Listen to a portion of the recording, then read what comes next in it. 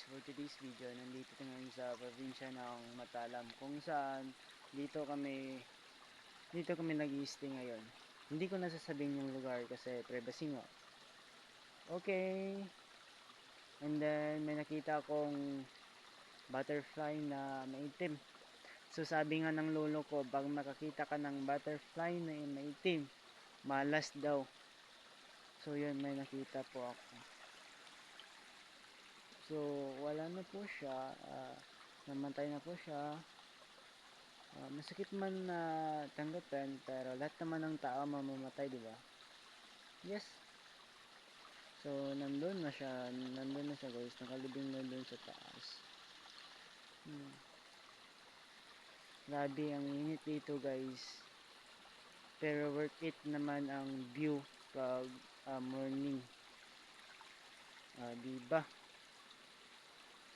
Pag mag morning kasi dito guys, merong sunset. Yes, dito pag umabot ka na ng alas 9, wala na. Kailangan gumising ka ng maaga. Siyempre gumising ka ng maaga para makita mo. Nakakita ko bukas guys, tingnan ko lang kung makagising ba ako ng maaga. Wala, nandito lang guys,